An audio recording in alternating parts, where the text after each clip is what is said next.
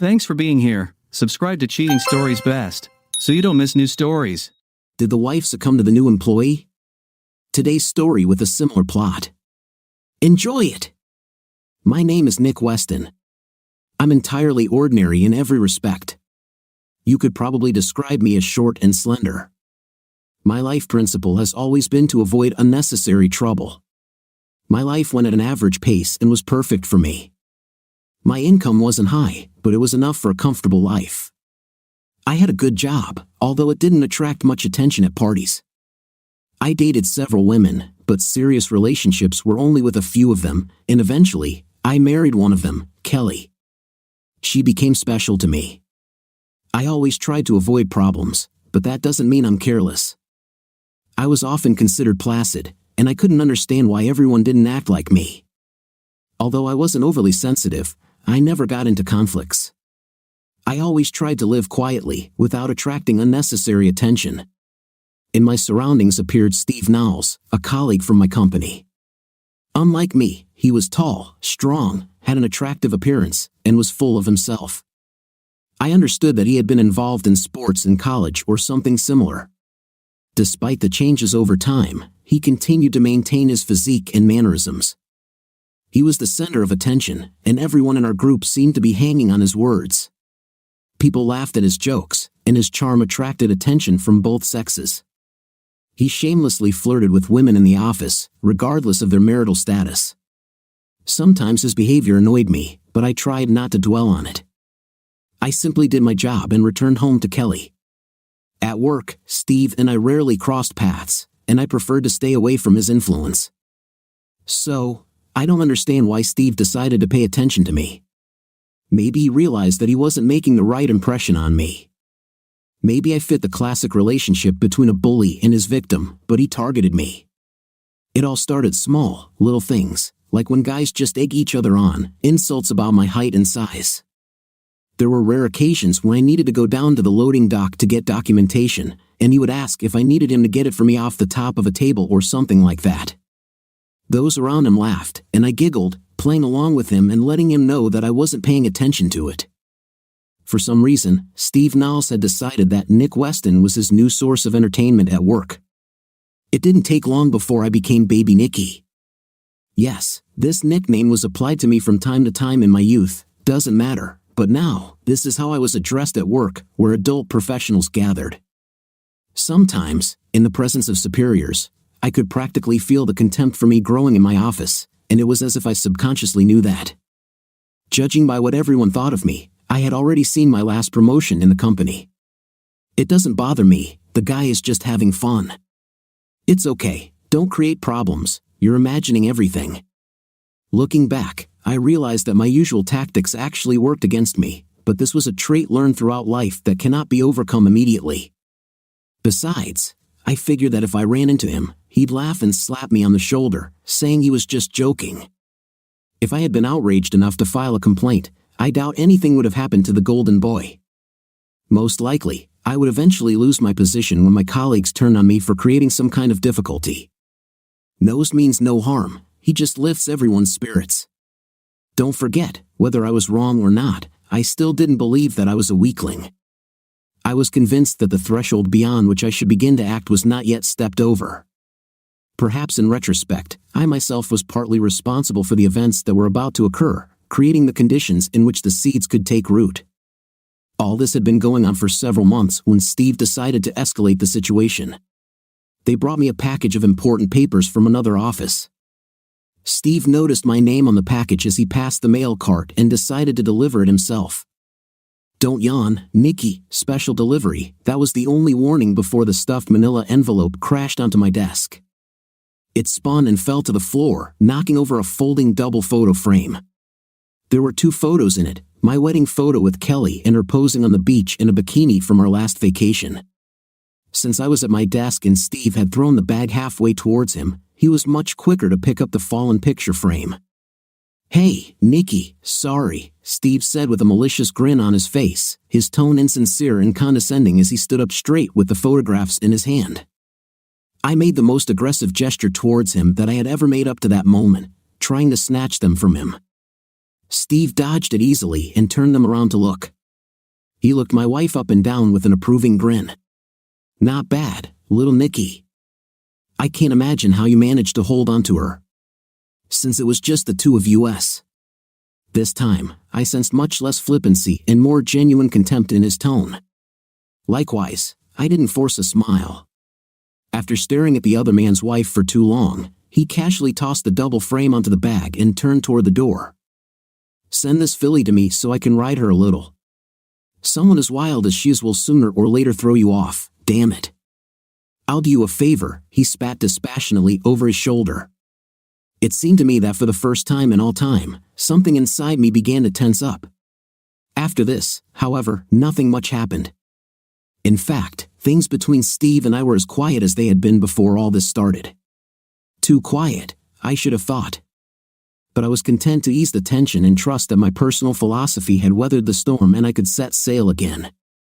The company's annual summer picnic took place shortly thereafter. I had just pulled into the parking lot and was looking at Kelly checking her hair and makeup in the visor mirror one last time. It was one of those little moments when you fall in love with a person all over again. I was sitting and thanking the Almighty, looking at the vision of my wife when she noticed me looking at her dreamily. What are you thinking about, huh? Should I even know? She asked. I just thought it was time for us to go on another vacation. Oh really? And that's all? Uh-huh, I replied, perhaps in the back of my mind thinking about that day in my office, somewhere warm and sunny with a beach. Maybe we can buy you a new bikini, or maybe we'll even go somewhere where you won't need it. Haha, would you like to? She playfully patted my hand. Let's. With these words, she got out of the car, and I followed her. My good mood was short-lived. Steve, the mountain Knowles, was fashionably late, but that didn't stop him from drawing a crowd around him. There was always a group of men around him, laughing at any nonsense he said. I was good at keeping Kelly and me at a comfortable distance as we ate barbecue and chatted. However, I noticed that my wife glanced at the group of people from time to time, and she was clearly curious about what was going on there. My luck was about to run out. Steve, of course, positioned himself next to the drinks, and at some point, we had to replenish our supplies. I did my best to grab our drinks, literally going back and forth, noting Kelly's definite reluctance to leave the drinks area, and almost breathed freely when he noticed me. Hey, little Nikki, he shouted, stopping us on the way. Does your mother know that you secretly drink beer? Immediately, there was a burst of laughter from our colleagues who were around us, as well as from guests who did not know any of us until today. I mean, come on, it wasn't even a good joke. Come on, he said, approaching us so that our size difference became obvious. I'll have to look at some identification before I let you take this. There was another burst of laughter, but I barely noticed it. The reason was that this time there was another one added to the laughter, my wife's laughter. The crystalline, angelic sound that I practically live for now sounded as harsh as a beginner musician trying to play the clarinet. I involuntarily glanced at her. I wasn't the only one who caught this sound, and although I'm sure he'd been looking at the modest cleavage of her summer dress more than I had up until that moment. Steve masterfully pretended to notice Kelly for the first time. Well, hello. Do I know you? You are that beautiful woman with great taste in swimsuits. He flashed her a crooked grin. Sorry, she answered. Her tone betrayed her surprise at his audacity, but there was a suspicious lack of anger in it. In fact, there was a hint of a smile playing on her lips. There was a pang in my heart. Yes, Nikki loves to show off to the guys, show everyone a photo of your amazing figure. I must say that the photograph does not flatter you. What, really? There was anger in her voice now, but it wasn't directed at Steve. Her irritation at his little harmless lie was nothing compared to the storm that was now raging within me. I admit I was more than annoyed that she seemed to immediately believe the lies of a man she had never met, especially since this was 180 degrees at odds with what I was doing. Indeed, all the people here knew that unless they were personally sitting at my table, they had not seen this photograph. But not a single soul told him that he was talking nonsense, and if I started denying it, it would look false, whiny, and self-serving. I was trapped, but the main focus of my rage was still Steve Ness. My face instantly became flushed with rage and humiliation, so much so that it looked as if I had been burned after 6 hours in the sun. This donkey could not count all his fingers and toes without a calculator, but at the same time, he easily manipulated everyone around him, including my wife. And by extension, myself. I still had those glasses on. Why doesn't anyone but me see him for who he is? Now his eyes were fixed on her. He was staring at Kelly, and not discreetly. His body language said I wasn't there, but his words were meant for both of us. I would like to invite you somewhere someday, that is, if you can ever free yourself from babysitting duties. There was laughter again, although more awkward and scattered. After all, my colleagues had at least some decency. My wife, for her part, covered her mouth in shock, but her cheeks betrayed a grin, and her eyes sparkled. I have seen that damn women. They never miss an opportunity to convince you of their superior perception and that they know men by heart. But this apparent wealth of understanding seems to fail them when they need it most. The mountain had to be dressed like a used car salesman. He was so fake. At that moment, I believed that I had no chance. I definitely didn't have support, especially where I needed it most. Suddenly losing the desire to drink, eat, or party, I gave up the beer and headed out. As I began to move, I took Kelly's hand in mine. For the briefest of moments, she resisted the force pulling her before some part of her brain kicked in, and she followed me. Perhaps she just hadn't expected the sudden departure. But I took her resistance as another mini betrayal and tossed her hand away like a hot potato before her legs even began to move. I moved with determined but deliberate steps, vaguely aware of Kelly making the typical excuses to the crowd before following me. Steve did not fail to call out, "Hey, come on, Nikki." I was just joking. Don't be a. God knows I would never want to cross your path. This brought more laughter, including Kelly's, which I heard start before she stopped. She just couldn't help herself. For a moment, it occurred to me that for once in his life, Steve might wonder if he had gone too far, but no, this required self-criticism, which he did not possess. Even if by some miracle he did, his pride would demand that he remain true to himself in order to save face. I walked some distance away and sat down on a picnic bench, staring into space. Kelly stood right behind me, watching the drama unfold on my face. I could feel several emotions bubbling within her, taking turns dominating her thoughts, indignation towards me. Embarrassment, not for me, but because of me, confusion, what exactly should she tell me? Perhaps even disappointment, disapproval, contempt. How did he set me up so quickly and thoroughly in front of my own wife, and how did she not pay attention to this? Finally, she spoke. Was this demonstration really necessary? I looked at her incredulously. I mean, your friend put you in an awkward position, and yes, he was rude, but he was just kidding. It was obvious he probably does this often. I slowly stood up and looked into her face. My friend? Never mind. I don't know. She decided to change tactics.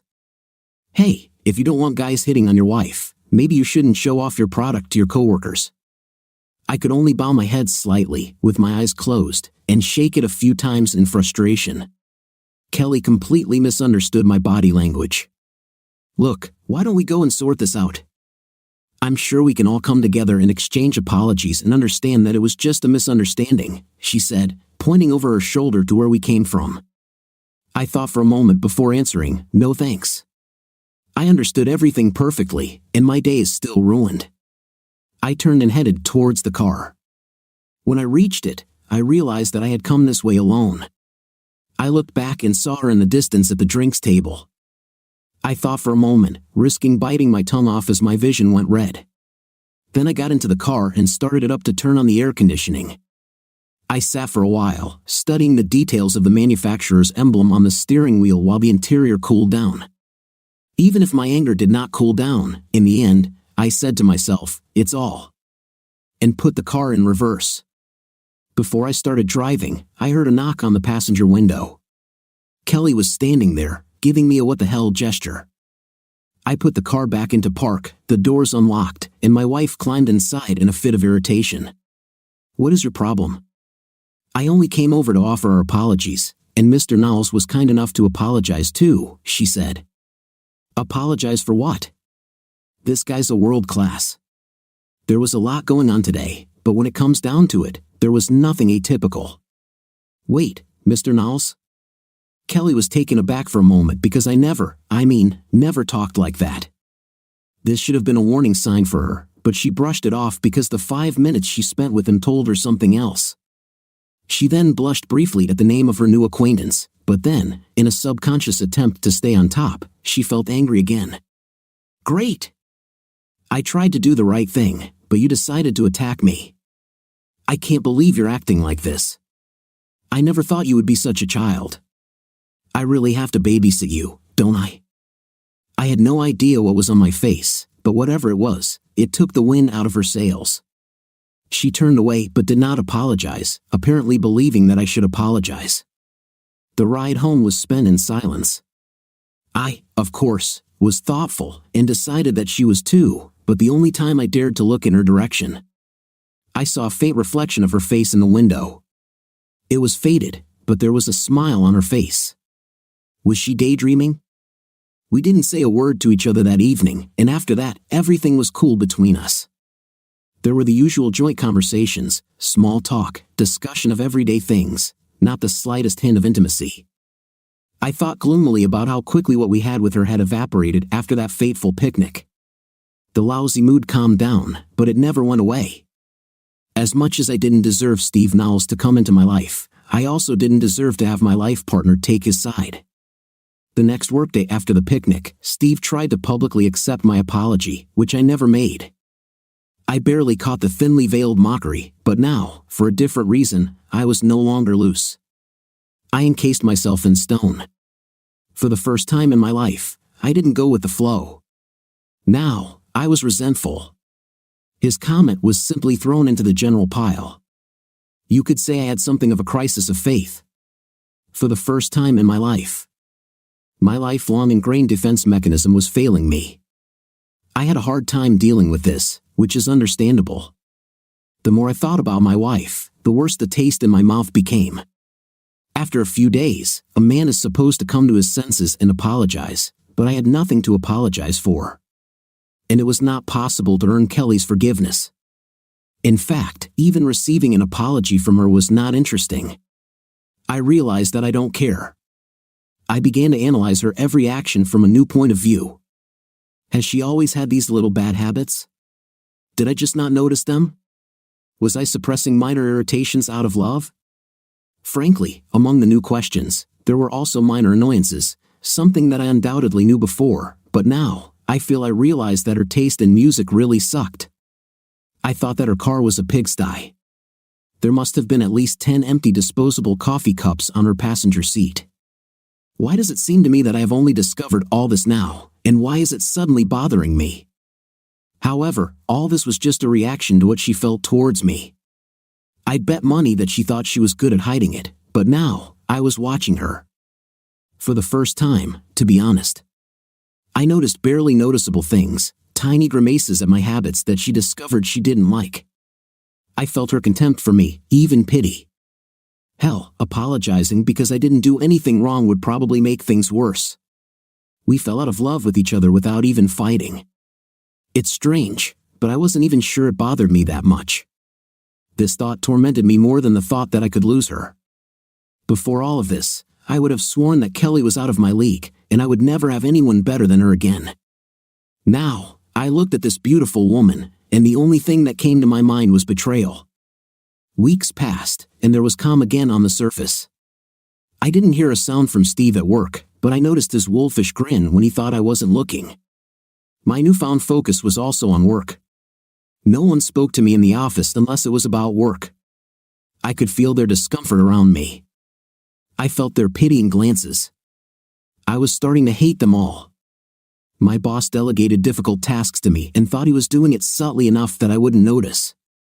I thought that these were all rumors received after my humiliation at the picnic, but this was just the tip of the iceberg.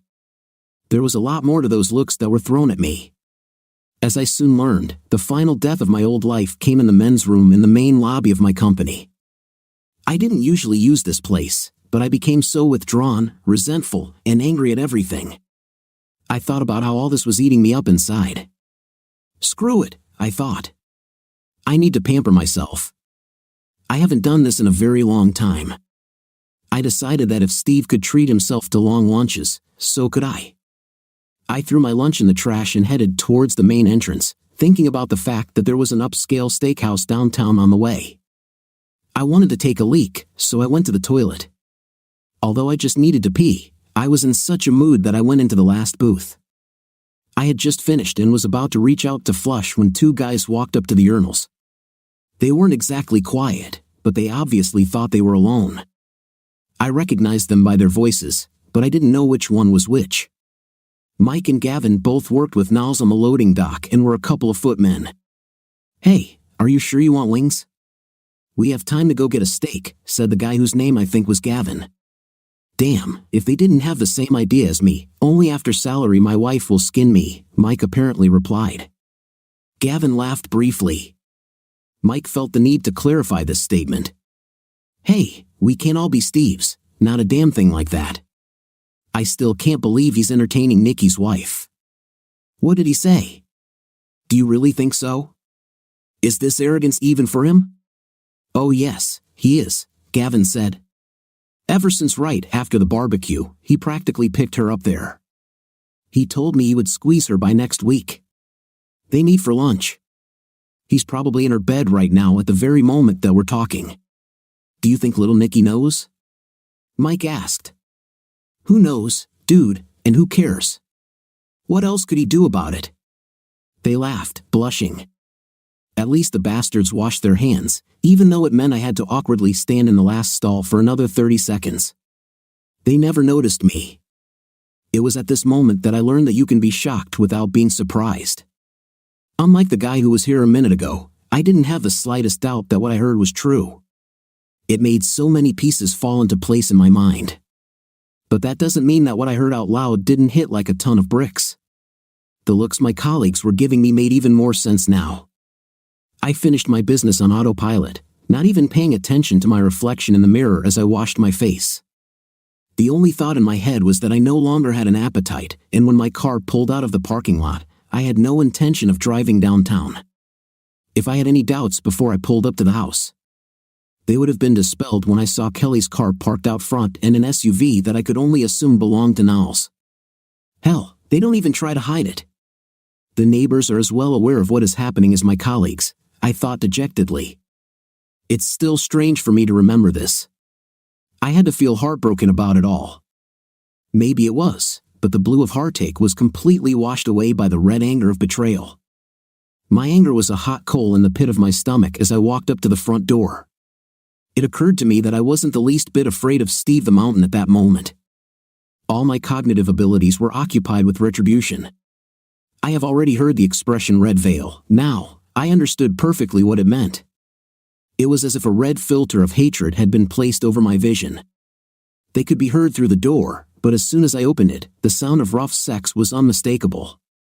There was a short walk along the carpet to visually confirm the reality of my marriage. They were both completely naked, so they decided not to rush into quick sex.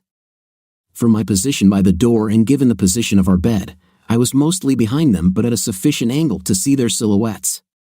I've seen enough. I turned and retreated to the wall next to the doorway, out of sight. Not that I needed to be particularly secretive. I was still furious, but oddly enough, seeing them with my own eyes brought me down a little. I didn't mean to attack, I needed to weigh my options. Somewhere from the depths of my psyche, my old self resurfaced.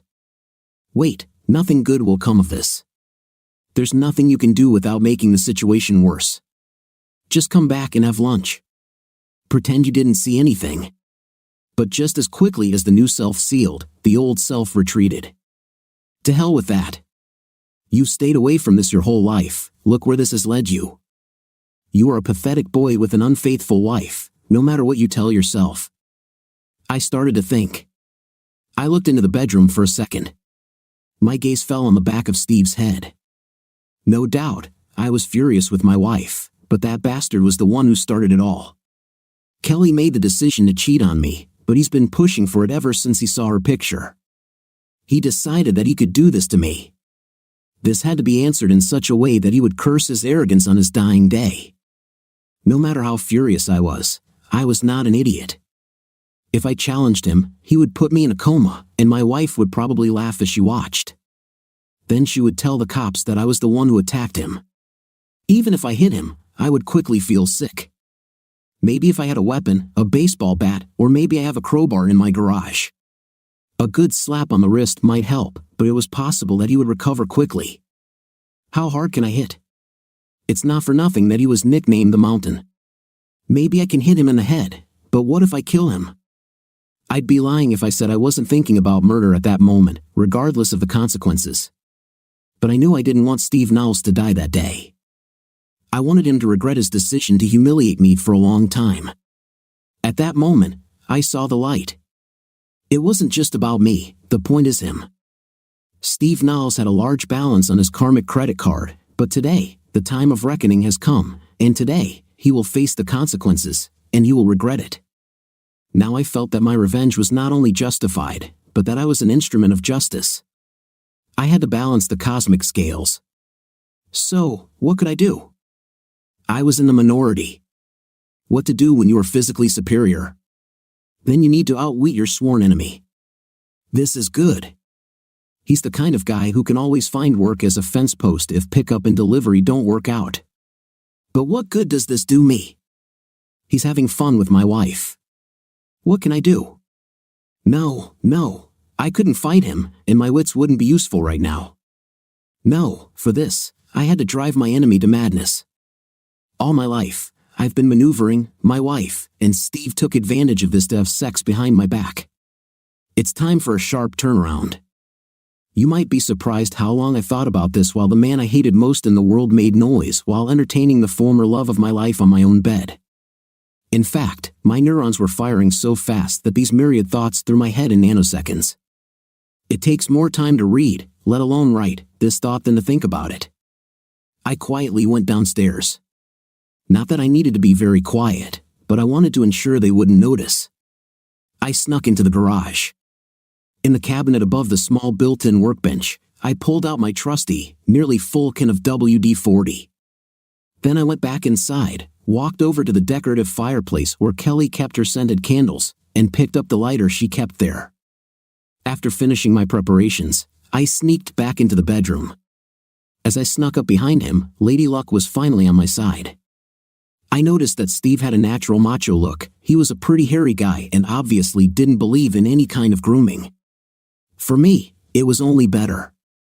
Just as I was about to take aim, his grunts became louder and more frantic. Perfect, I chuckled. There is a God, and he delivers my enemy into my hands. Not only was I going to ruin Mr. Knowles' day, and in fact, his entire life. Although Steve probably thought that I might catch them one day, maybe even looked forward to it, he didn't seem to entertain the idea of me defeating him.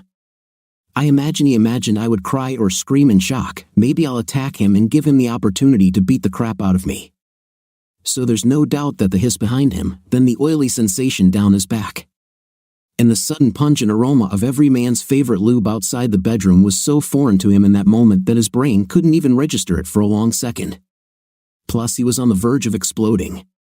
What the hell, was all he could say, spinning on the spot too late to prevent the oil from covering his hairy back while continuing to remain just as hairy in front. He reflexively closed his eyes as the fine mist hit his face, which worked but not before he saw me. Damn, bonus, he doesn't even take care of his pubes. Steve was in a panic. He moved aimlessly towards our dresser, shouting incoherently and waving his arms. The thought crossed my mind that the room might catch fire, but there was nothing flammable in his immediate vicinity. As long as he continued to move, I didn't care. Either way, it was funny watching the flaming figure lose his composure. Obviously, I wasn't thinking well. I mean, I just found my wife in bed with another man, but he really couldn't think clearly. After all, he was on fire. At that moment, a thought struck me. If this were a movie or something like that, the main character would have a witty line at the ready. For the first time since this all started, I felt the need to say something. Hey, Stevie, light it up. Come on, I said. Okay, I wish I could come up with something better, but it was in the moment. The main thing is that I wanted my words to be burned into his memory forever. Steve finally stopped moving and fell to the floor, rolling around. This is an important safety tip. If you ever catch fire, stop, drop, and roll. However, it should be noted that stop, drop, and roll will not work if you are being deliberately set on fire by a man you underestimated because you are a complete and utter fool. And this man is standing right over you, continuing to shower you with fire. After that, I finally stopped because I noticed that the carpet was on fire. His flailing would stop it, but not if I kept giving him a premature Viking funeral. The flames gave way to smoke, and the air filled with an acrid smell. His agonizing cries died down, turning into pitiful moans of agony. I realized that someone was laughing maniacally, and then I realized that it was me. And he stopped. Standing there, I was no longer angry. I felt neither rage nor pain from betrayal. All I felt at that moment was jubilation, the triumph of victory over the enemy. At that moment, I understood the caveman when he crushed the skull of his rival from the next cave. Or the samurai Ronin when he felt his blade pierce the fiend that killed his sensei. I quickly looked around my bedroom, confident that there would be no fire in the house. Then, I took one last look at Kelly. She turned pale under my gaze, afraid that she was next. But I didn't mean to hurt her. As I turned to leave, I thought I saw a flash of remorse in her eyes, as if the scales of the last few weeks had fallen off her. Well, it's too late now. As I walked to the front door, the smoke alarm went off. I stood on the steps and casually tossed the WD-40 and lighter into the yard before sitting down in front of the door. I was overwhelmed by a whirlwind of thoughts and emotions. I admit, I felt fear and uncertainty about my future, but I did not have an ounce of regret. I took out my phone and, for some reason, clicked on Facebook. I hardly ever use it, and I'm not one to be inundated with friends and notifications. The only reason was that I knew it would get out and felt the need to speak out. I switched the message status from friends only to public and started typing. When people find out what just happened, I want them to know that I won't make excuses or complain. Suffice it to say that the guy in question thought so. He considered himself a hot macho. It turned out that he was right. That's all. I pressed share and threw my phone onto the jar. I sat and waited. It seemed like too long before I heard sirens in the distance. How long did it take my wife to come to her senses after her lover came out of the oven? It turned out that in the near future, I had to do a lot of sitting and waiting. I did not offer any resistance to the police and did not utter any words other than short confirmations that I was submitting. While I was detained and processed, I was silent during the interrogation. I knew I didn't have to talk, and I didn't see the point in it. There was no doubt about what had happened. I made no attempt to find a lawyer, so imagine my surprise when one appeared in the interrogation room a few days later. I explained to the guy, whose suit looked like it cost more than my car, that I hadn't asked for a lawyer, and that even if I had, I couldn't afford one. Kelly had probably already drained our bank account, and I knew I was facing a civil lawsuit. He then informed me that I would not have to pay. His firm was offering its services in exchange for its part of the lawsuit I was about to file. What am I filing a claim? I asked. What news? Of course, an incident in my home would become known, at least at my work, but I underestimated how sensational it would be. Add to that my silent but vague statement on Facebook, and it went viral. I had my 15 minutes of fame, sitting in a prison cell, cut off from the rest of the world, and suspecting nothing. Everyone at my work seemed to love Steve Knowles, but as it turns out, not as much as they love juicy gossip. Rumors spread like fire through Steve's body. This led to several reporters coming, not from the Times or anything, but locals were following the juicy story, no doubt excited by the attention. The people who had been kissing Knowles' ass have now thrown him under the bus. To be honest, they probably made things look worse than what I actually experienced, but I didn't care. Before the company could do anything, high-profile stories emerged of a hostile work environment that fostered harassment and abuse. The public perceived me as a long-suffering victim, and the company, they say, approved of all this. It was only a matter of time before I snapped. My lawyer and his firm were not altruistic, these were sharks that smelled blood. Truth be told, I wouldn't have any real business, but this guy was a professional. He had a large company behind him, and my company ended up waist-deep in bad publicity. The lawyer was confident that an agreement worthy of his time could be concluded without any problems. In exchange for my cooperation, they would handle my claim as well as my case. I thought it was quite simple. This may have been the easiest case the police have ever had. However, my new lawyer friend gave me reasonable assurances that he had the ability to significantly soften my landing. I had a clean record and a very sympathetic, very public set of mitigating circumstances. The only thing I asked him to do in return was to have someone handle my divorce. Just get me out of it. I was heading to prison, and fighting for anything seemed pointless. He asked if I wanted to prepare a divorce file. This took me by surprise. It's been 2 weeks already. I didn't think about bail. I just assumed that Kelly had already filed for divorce and was expecting the papers to arrive any day now. But the lawyer said that, to his knowledge, she did not. Strange.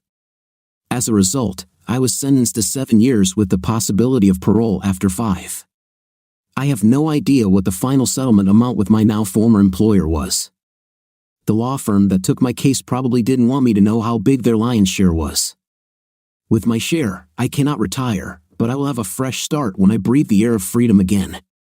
Yes, I was a little annoyed when Steve sued me, but I was far from rich. You can't get blood from a turnip. He couldn't buy yachts with my money. There probably isn't enough money in the world to fix how ugly it has become. Besides, I was a prisoner. I still couldn't do anything with my money since the settlement was in another pool that was closed. So, Kelly took the hit. He wasn't so macho anymore, was he? No, she had ruined her marriage and her lifestyle for what was now essentially a very expensive gigolo.